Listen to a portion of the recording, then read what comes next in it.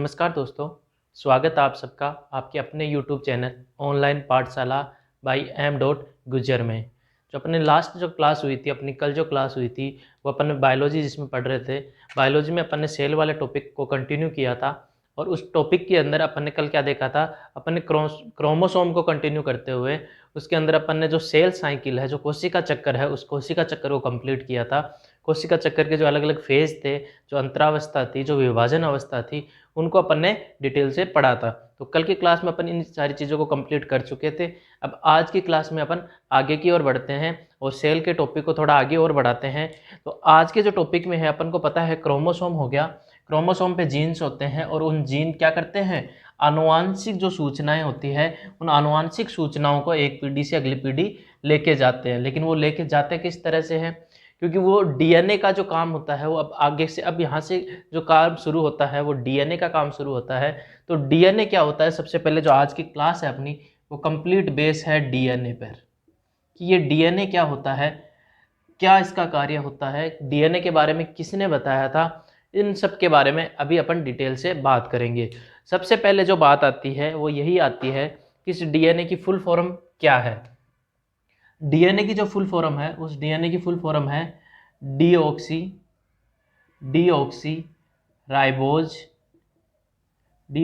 Ribose nucleic acid.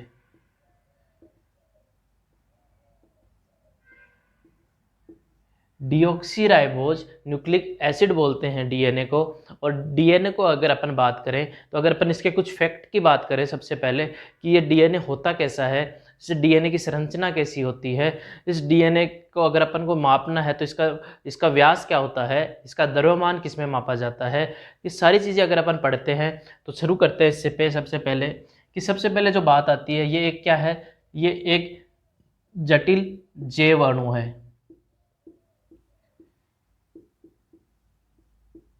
DNA के बारे में अपन एक बात ऑलरेडी जान चुके हैं। वो बात क्या है, जब अपन शुरू में स्टार्ट किया था सेल वाला टॉपिक, तब अपन जब वो पढ़ रहे थे, क्या पढ़ रहे थे, जो अपन साइटोप्लाज्मा पढ़ रहे थे, सेल वॉल और सेल मेम्ब्रेन पढ़ रहे थे।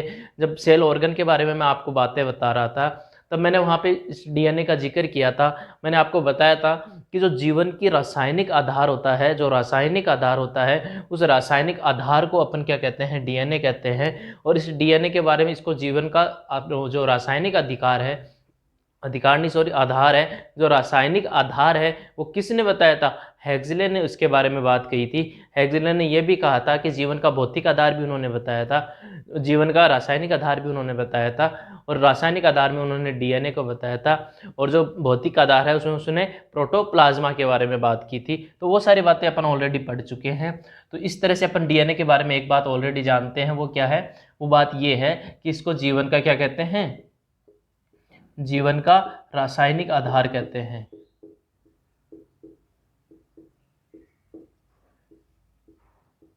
अगर आपकी लास्ट क्लास से पूरी देखी हुई है तो आपको कहीं पे भी कोई प्रॉब्लम नहीं आने वाली है।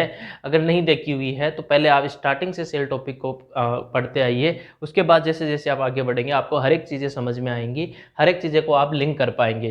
तो अपन डीएनए के बारे में दो बातें जान चुके हैं। ये जीवन का रासायनिक आधार है, ये जीवन का क्या है, और इसको क्या कहते हैं अपन, जीवन, ये जटिल जैव अणु है। अगर बात करें इसके व्यास की, कि डीएनए का जो व्यास है वो कितना होता है, तो इसका व्यास होता है, जिसको डायामीटर अपन कहते हैं। तो इसका जो डायामीटर की अगर अपन बात करें तो इसका जो डायामीटर होता है वो होता है 20 एंगस्ट्रॉम। 20 एंगस्ट्रॉम इसका डाया होता है। डाया आप समझते होंगे, व्यास जो सर्किल होता है। अगर अब मैं आपको सर्किल में बताना चाहूँ तो ये एक सर्किल हो गया। अगर इसके सेंटर से इसके परिधि की ओर चलते हैं तो ये त्रिज्या होती है, और इसी सेंटर को इस परिधि से पूरा कंप्लीट मिला दिया जाता है। यानी एक पेरीफेरी को दूसरे पेरीफेरी से परिधि को आपस में मिलाते हैं और वो पॉइंट सेंटर से गुजर रहा है, तो ये कंप्लीट क्या कहलाता है, डायामीटर कहलाता है, व्यास कहलाता है। तो अगर अपन से डीएनए के व्यास की बात करें तो उसको 20 एंगस्ट्रॉम होता है, ये माप होता है। अब बात आती है, चलो 20 तक तो कोई दिक्कत नहीं है, बात आती है एंगस्ट्रॉम कितना होता है। अगर अपन को एंगस्ट्रॉम को मीटर में पूछ लिया जाए कि ये मीटर में एंगस्ट्रॉम कितना होता है, तो हमें ये भी पता होना चाहिए, ये होता है 10⁻⁻10 मीटर। अब यहाँ से आप अंदाज़ा लगा सकते हो कि इसका व्यास कितना छोटा है और कितनी इसकी डाया है, जो आप यहाँ से अंदाज़ा लगा सकते हो। अगर अपन आगे बात करें, चलो ये तो इसके व्यास की बात हो गई, लेकिन अगर अपन बात करें कि अगर इसके द्रव्यमान को मापना है तो उसकी भी कोई यूनिट है क्या? जैसे अपने व्यास की जो यूनिट लिखी है, व्यास की यूनिट अपन ने क्या रखी है? एंगस्ट्रॉम लिखी है। तो अगर अपन को पूछ लिया जाए कि डीएनए का द्रव्यमान किस में मापा जाता है, अगर आपसे ये पूछ लिया जाए डीएनए का द्रव्यमान किस में मापा जाता है, इसका जो द्रव्यमान है वो किस में मापा जाता है, तो इसका द्रव्यमान पिकोग्राम में मापा जाता है। पिकोग्राम इसकी यूनिट होती है, इकाई होती है डीएनए के द्रव्यमान को मापने के लिए। तो इस तरह से ये डीएनए के कुछ फैक्ट की बातें हैं। अब बात आती है कि ये डीएनए दिखता कैसा है। इसके अगर अपन मॉडल की बात करें तो इसके लिए एक बहुत ही फेमस मॉडल है जो डीएनए के लिए बहुत बार एग्जाम में पूछा जाता है, और आपने भी अगर नाम थोड़ी बहुत पढ़ाई की है तो आपने ये नाम जरूर सुना होगा।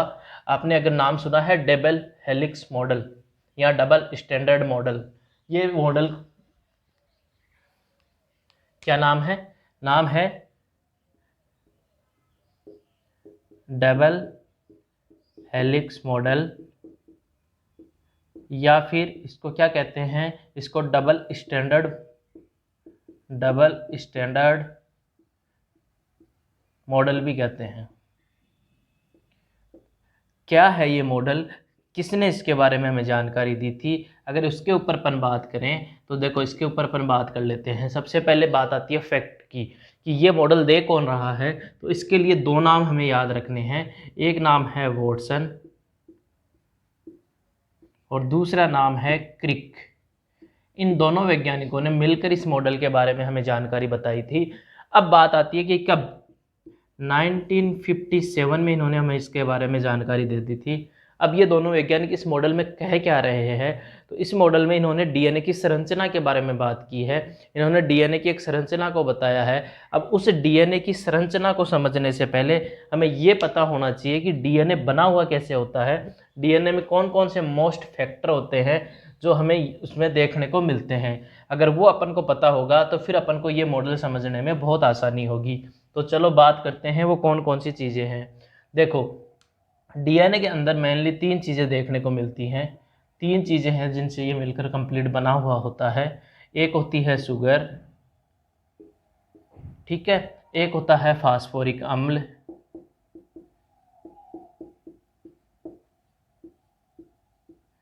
और एक होता है नाइट्रोजन क्षार।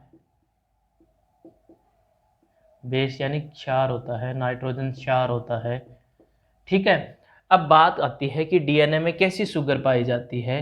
तो डीएनए में डीऑक्सीराइबोस शुगर पाई जाती है और इसी से इसका नाम पड़ता है डीऑक्सीराइबोस न्यूक्लिक एसिड, ठीक है। तो डीऑक्सीराइबोस शुगर होती कैसी है, अगर अपन वो बात करें, देखो राइबोस शुगर होती है, राइबोस शुगर का फॉर्मूला होता है C5H10O5, ठीक है। अब इसके आगे क्या लगा हुआ है? डी शब्द लगा हुआ है। डी का मतलब होता है किसी चीज़ में क्या होना? कमी आना। तो कमी का मतलब यहाँ ऑक्सीजन में कमी आ रही है, क्योंकि आगे क्या वर्ड है? ऑक्सी, यानी ऑक्सीजन में जिस भी चीज़ की एक की कमी आ रही है तो उस कमी के कारण ये फॉर्मूला अब क्या बन जाएगा? C5H10O4, और इसी को क्या कहते हैं अपन? डीऑक्सी क्या कहते हैं? राइबोस शुगर कहते हैं, और इसी से ये फॉर्मूला जनरेट होता है, इसलिए इसका नाम क्या पड़ गया? डीऑक्सीराइबोस शुगर इसका नाम पड़ गया है, ठीक है। अब बात आती है फास्फोरिक अम्ल की। तो फास्फोरिक अम्ल क्या होता है? इसके अंदर एक अम्ल एसिड पाया जाता है, क्योंकि इसके अंदर क्या है? क्षार भी है, इसके अंदर एसिड भी है, तो ये दोनों मिलकर इसको न्यूट्रल बना देते हैं, ठीक है। तो ये फास्फोरिक अम्ल इसमें पाया जाता है। अगर बात करें नाइट्रोजन क्षार की, तो नाइट्रोजन क्षार दो तरह के इसमें होते हैं, एक होता है प्यूरिन, दूसरा होता है पिरिमिडीन। प्यूरिन और पिरिमिडीन ये दो इसमें नाइट्रोजन क्षार पाए जाते हैं।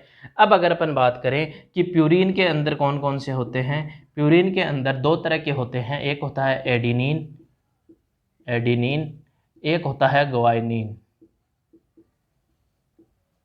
ठीक है। एडिनिन के लिए अपन सिंबल ए काम में लेते हैं, ग्वानिन के लिए अपन सिंबल जी काम में लेते हैं, ठीक है। और पिरिमिडीन आता है, पिरिमिडीन के अंदर दो होते हैं, एक क्या होता है? एक तो होता है थाइमीन और दूसरा इसमें होता है साइटोकाइनिन, ठीक है। अगर इसके सिंबल की बात करें, थाइमीन के लिए टी सिंबल लेते हैं और साइटोकाइनिन के लिए सी सिंबल लेते हैं। तो इस तरह से इसमें कि टोटल कितनी नाइट्रोजन क्षार हो गई। अगर आपसे टोटल नाइट्रोजन क्षार का पूछा जाए तो इसमें टोटल 4 तरह की नाइट्रोजन क्षार है। वो 4 नाइट्रोजन क्षार कौन कौन सी हो गई? एडेनिन हो गया, ग्वानिन हो गया, थाइमिन हो गया और साइटोकाइनिन हो गया। अब बात आती है कि ये जो नाइट्रोजन क्षार हैं, जो ये 4 तरह के क्षार हैं, वैसे मेनली मोस्टली कितनी तरह की है?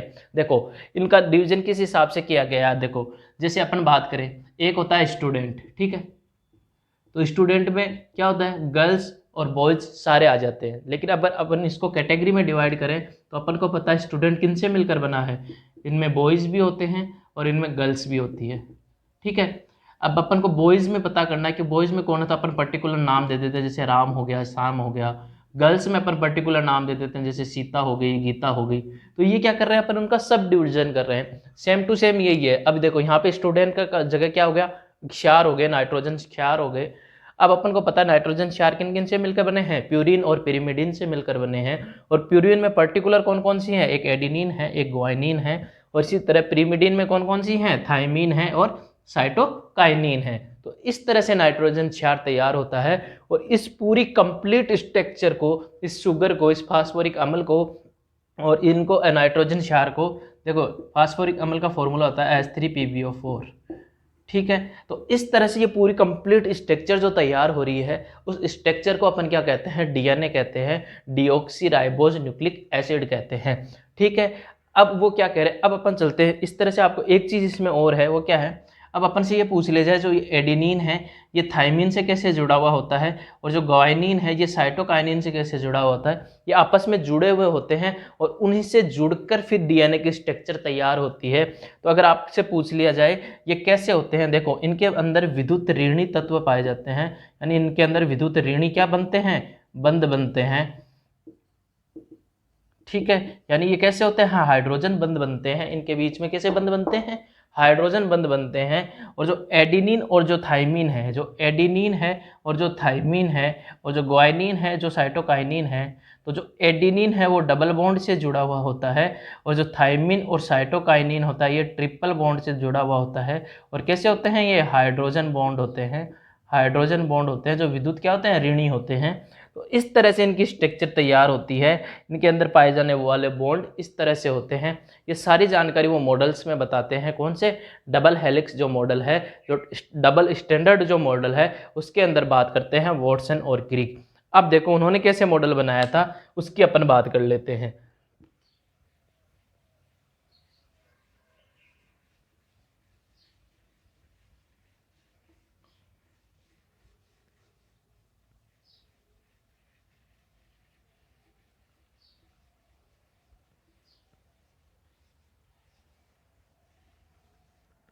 अब देखो हमें पता है कि डीएनए के अंदर क्या क्या चीज़ है।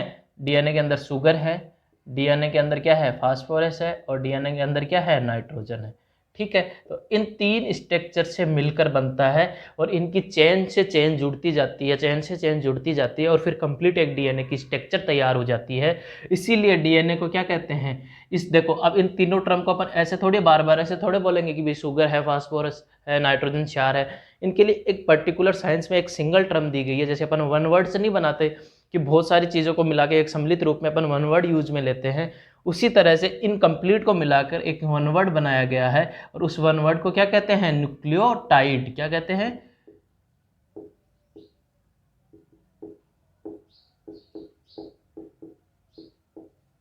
न्यूक्लियोटाइड कहते हैं, न्यूक्लियोटाइड कहते हैं, ठीक है। तो इनको क्या कहते हैं? न्यूक्लियोटाइड कहते हैं। इन तीनों स्ट्रक्चर से जो मिलकर बनता है। और एक चीज़ होती है जिसमें ये फास्फोरस नहीं होता है, उसमें फास्फोरस नहीं पाया जाता है। ओनली क्या होता है? शुगर होती है और नाइट्रोजन क्षार होते हैं। इस तरह से बनी हुई स्ट्रक्चर को अपन क्या कहते हैं? इस तरह बनी हुई स्ट्रक्चर को अपन न्यूक्लियोसाइड कहते हैं। फर्क सिर्फ टाइड और साइड का है, एस और टी का है, ठीक है। तो न्यूक्लियोटाइड कौन से होते हैं? जिसमें शुगर भी है, जिसमें फास्फोरस भी है, जिसमें नाइट्रोजन क्षार भी है। और न्यूक्लियोसाइड कौन से हैं? जिसमें सिर्फ शुगर है और नाइट्रोजन है, ठीक है। अब बात आती है कि अब देखो इनकी लंबी सी क्या बन रही है? चेन बन रही है। अब चेन के लिए अपन जब किसी भी चीज़ की चेन बनती है तो उसको अपन क्या कहते हैं? वो पॉलीमर बन रहा है। क्या बन रहा है? पॉलीमर, पॉलीमर बन रहा है। यानी हिंदी में बात करें तो उसको क्या कहते हैं? बहुलक बन रहा है, ठीक है। तो ये क्या बन रहा है, एक तरह से बहुलक बन रहा है ना। तो अब इससे अपन एक कंक्लूजन अपने पास आता है कि अगर अपन से पूछ लिया जाए कि डीएनए किसका बहुलक है, तो अपन क्या कहेंगे, डीएनए एक न्यूक्लियोटाइड का बहुलक है।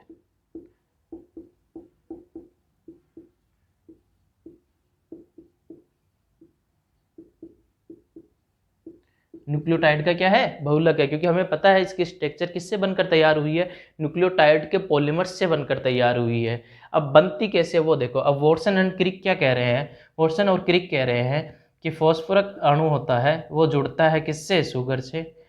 इस तरह से इनकी स्ट्रक्चर तैयार होती है, ये खुला हुआ है एक तरह से, है ना।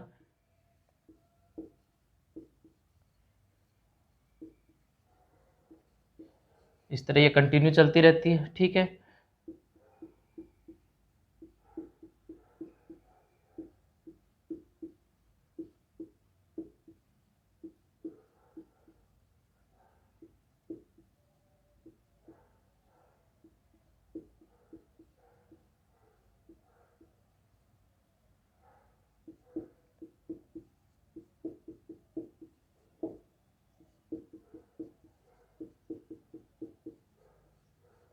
इस तरह से ये क्या, अपन ने डीएनए को खोला है। वैसे तो अपन को पता है डीएनए की स्ट्रक्चर कैसी होती है, डीएनए की स्ट्रक्चर कुछ ऐसी होती है।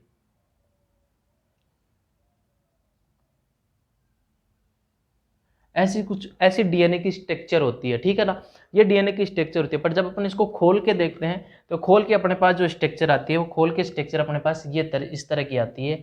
इस तरह से वो क्या होता है, डीएनए बनकर तैयार होता है। अगर अपन इसमें देखते हैं तो इसमें देखो अपन को पता है एडिनिन किससे जुड़ेगा, थाइमिन से, और किससे, डबल बॉन्ड से, ठीक है। ऐसे देखो ग्वानिन किससे जुड़ेगा, ट्रिपल बॉन्ड से, साइटोकाइनिन से। इस तरह साइटोकाइनिन ट्रिपल बॉन्ड से थाइमिन से। ऐसे सॉरी ये हो गया, हाँ थाइमिन किससे जुड़ेगा, इससे एसिटोसाइन से, ठीक है। इस तरह से मतलब ये एक स्ट्रक्चर बनकर तैयार हो जाती है कंप्लीट। इस तरह से ये स्ट्रक्चर बनकर तैयार हो जाती है कंप्लीट पूरी। इसमें ध्यान रखने वाली क्या है, ग्वानिन हमेशा साइटोकाइनिन से ही जुड़ेगा, ठीक है। इस तरह से स्ट्रक्चर, अब इस स्ट्रक्चर को देख के कैसा सा लगता है, जो लड़कियां होती है, लड़कियां अपनी चोटी जो गूंथती है, उस चोटी गूंथी हुई चोटी की जैसी स्ट्रक्चर होती है इनकी। उनके नहीं होता जैसे एक हेयर को इधर डाला, फिर एक को इधर, फिर इधर, फिर इधर, फिर इधर, ऐसे करके वो चोटियां बनाती हैं। तो ये एक चोटी जैसी स्ट्रक्चर होती है। अब इसमें क्या हो रहा है, सारा काम डबल हो रहा है, दो दो बार आ रहे हैं, ऐसे गुथा हुआ आ रहा है। तो इसलिए इसको क्या कहते हैं, डबल स्टैंडर्ड या डबल हेलिक्स, क्योंकि गुथा हुआ है इसलिए उसको डबल हेलिक्स मॉडल कहते हैं। और ये बात कर कौन रहा है, ये बात वॉटसन और क्रिक कर रहे हैं। और उन्होंने कहा अगर अपन उसको खोल के देखते हैं तो खोल के वो स्ट्रक्चर वो ऐसे आती है, फॉस्फोरस जुड़ता है शुगर से, फिर शुगर पे जुड़ता है नाइट्रोजन क्षार, दो नाइट्रोजन क्षार आपस में जुड़े, देखो ये आपस में जुड़े हुए हैं। और फिर ये जो स्ट्रक्चर चल रही है शुगर और फास्फोरस वाली स्ट्रक्चर चल रही है। इस तरह से ये स्ट्रक्चर बनकर तैयार होती है। और ये सारी बातें कौन बता रहा है, वॉटसन और क्रिक बता रहे हैं अपने मॉडल में, जिसका नाम क्या है, डबल हेलिक्स मॉडल है, या उसको नाम क्या कहते हैं अपन, डबल स्टैंडर्ड मॉडल कहते हैं। तो उस मॉडल में उन्होंने बताया कि कैसे एक डीएनए की स्ट्रक्चर बनकर तैयार होती है। अब इसमें तो आपको कोई प्रॉब्लम नहीं होगी, ठीक है। अब अपन अगर आगे बढ़े, ठीक है, आगे बढ़ते हैं अपन।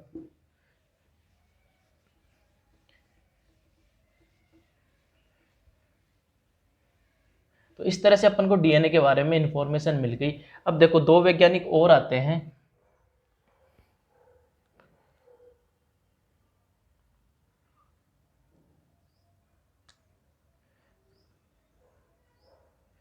ठीक है। अब देखो बात करते हैं पर आगे डीएनए की, ठीक है।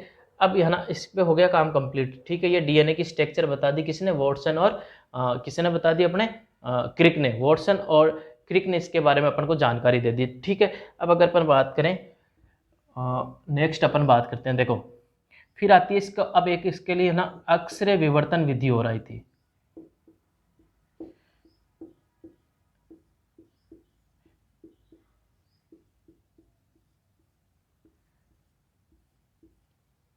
एक्सरे विवर्तन विधि, एक्सरे विवर्तन विधि को डिटेल से जिन्होंने समझाया था, उन वैज्ञानिक का अगर अपन बात करें तो उन वैज्ञानिक को क्या बोलते हैं, उनका नाम है, एक का नाम है फ्रैंकलिन और दूसरे का नाम है विल्कन्स। फ्रैंकलिन और विल्कन्स ये दो वैज्ञानिक थे जिन्होंने एक्सरे विवर्तन विधि द्वारा सेम बातें रिपीट की थी उन्होंने, बस इनका पैटर्न था वो अलग था, वो अक्सरे विवर्तन विधि थी। और उस विधि के द्वारा उन्होंने समझाया था कि डीएनए की स्ट्रक्चर किस तरह से होती है। और इस तरह से उनके सहयोग से, देखो 2 सहयोग इन्होंने कर रहे हैं और 2 सहयोग पहले अपन ने वैज्ञानिकों के नाम देखे थे, कौन थे? वॉटसन और क्रिक। तो अब इनको देखो 1962 में नोबेल प्राइज मिलेगा।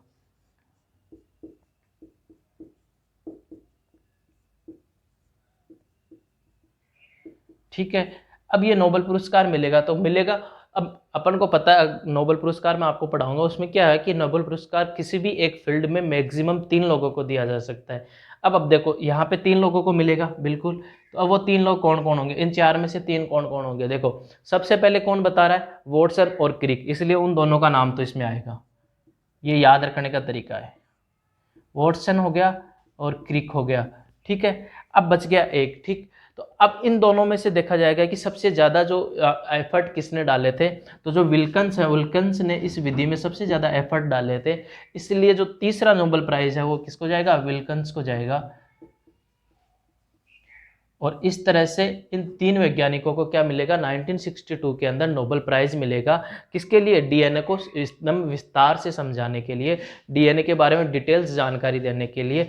जो भी अच्छे काम करते हैं, जो भी प्रोत्साहनिक काम करते हैं, उनको प्रोत्साहन करने के लिए नोबेल पुरस्कार दिए जाते हैं। अगर आपसे पूछ लिया जाए नोबेल पुरस्कार देता कौन है, तो नोबेल पुरस्कार 2 कंट्री हैं, एक है नॉर्वे और एक है स्वीडन। ये दोनों कंट्रियां मिलकर नोबेल प्राइज़ देती हैं और टोटल 6 क्षेत्रों में नोबेल प्राइज़ दिए जाते हैं। ठीक है, तो नोबेल प्राइज़ के बारे में अपन अलग से एक क्लास ले लेंगे, उसमें डिटेल से बात कर लेंगे।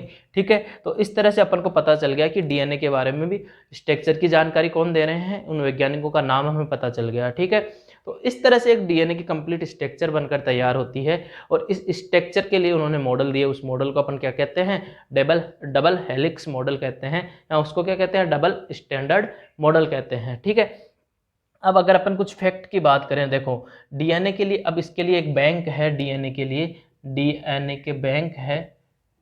ठीक है, बैंक का मतलब होता है जहाँ चीज़ों को क्या रखा जाता है? एक जगह जहाँ वो चीज़ों को स्टोर किया जाता है। जैसे ब्लड बैंक मतलब जहाँ खून का स्टोर किया जाता है। इसी तरह अपना जो नॉर्मल बैंक होता है उसमें अपन पैसों को स्टोर करते हैं। उसी तरह डीएनए बैंक में क्या होगा? डीएनए को स्टोर किया जाएगा।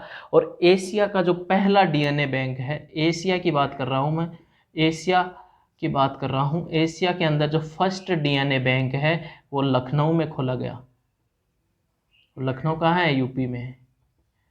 ठीक है, तो जो फर्स्ट एशिया का फर्स्ट है, तो नो डाउट भारत का तो फर्स्ट होना ही है। तो एशिया का जो पहला डीएनए बैंक है वो लखनऊ यूपी में खोला गया। और अगर विश्व की बात करें, ऑल ओवर वर्ल्ड की बात करें, तो अगर उसमें फर्स्ट आपसे पूछ लिया जाए, तो ऑल ओवर वर्ल्ड में अगर आपसे पूछ लिया जाए, विश्व में अगर आपसे पूछ लिया जाए, तो इसके अंदर जो फर्स्ट है वो है अमेरिका, यूएसए।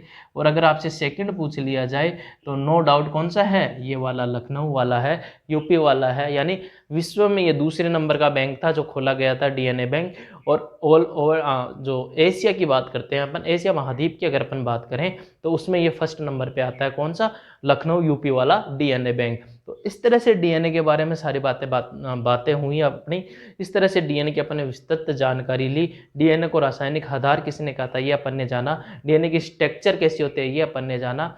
और डीएनए का कार्य क्या होता है? डीएनए क्या करता है? ये अपने जो आनुवांशिक जो सूचनाएं होती हैं, जो आनुवांशिक, अपने नहीं देखा जैसे किसी के बारे में अगर कोई पता लगाना होता है कि जैसे किसी भी लड़के या लड़की का क्या पता करना है, उनके पेरेंट्स के बारे में पता करना होता है, तो उसका कौन सा टेस्ट किया जाता है? डीएनए टेस्ट किया जाता है। क्योंकि जो डीएनए की स्ट्रक्चर होती है, उस स्ट्रक्चर को देख के ही फिर ना क्या मैच किया जाता है कि ये स्ट्रक्चर किससे सिमिलर हो रही है और किन के आनुवांशिक जो ये सूचनाएं हैं वो आपस में सिमिलर हो रही हैं। और उसी से क्या किया जाता है? उनके लड़का या लड़की के क्या पेरेंट्स का पता किया जाता है। तो एक तरह से जो आनुवांशिक सूचनाएं होते हैं उनको प्रवाह करता है, एक पीढ़ी से दूसरी पीढ़ी को लेके जाता है। तो ये डीएनए का कार्य होता है। डीएनए के पास क्या होते हैं? कोडोन होते हैं। अगर अपन आगे जैसे आगे अपन पढ़ेंगे क्या, राइबोसोम पढ़ेंगे, तो राइबोसोम में क्या होता है कि जो डीएनए से कोडोन होते हैं, उन कोडोन को लेके आता है कौन? एमआरएनए। और वो लाके फिर राइबोज के अंदर बैठा हुआ होता है कौन? आरआरएनए। और उनके पास लाके कोडोन को देता है और ऐसे tRNA लेके आता है वो एंटीकोडोन को लेके आता है, और इस तरह से वो दोनों मिलकर क्या बनाते हैं, कोडोन और एंटीकोडोन मिलकर एक किसका निर्माण कर लेते हैं, प्रोटीन का निर्माण कर लेते हैं, न्यूक्लिक अम्ल की एक चेन बना देते हैं। तो ये आगे की कहानी है, इनको अपन डिटेल से पढ़ेंगे। जैसे कल अपना टॉपिक है वो आरएनए का है, तो आरएनए में मैं बताऊंगा उसके टाइप कौन कौन से हैं। डीएनए में ये सिंगल बात होती है, इनमें कोई टाइप नहीं होता डीएनए का। तो इस तरह से अपन एक डिटेल जो इन्फॉर्मेशन है वो डीएनए की पढ़ ली है। तो आज की क्लास में अपन ने डीएनए कंप्लीट कर लिया है। अगर आपको आज की क्लास पसंद आ रही है तो आप इसको लाइक कीजिए, ज़्यादा से ज़्यादा शेयर कीजिए, और अगर आप चैनल पे नए हैं तो चैनल को सब्सक्राइब कीजिए। मिलते हैं नई क्लास में कल अगले नए टॉपिक के साथ, तब तक के लिए धन्यवाद।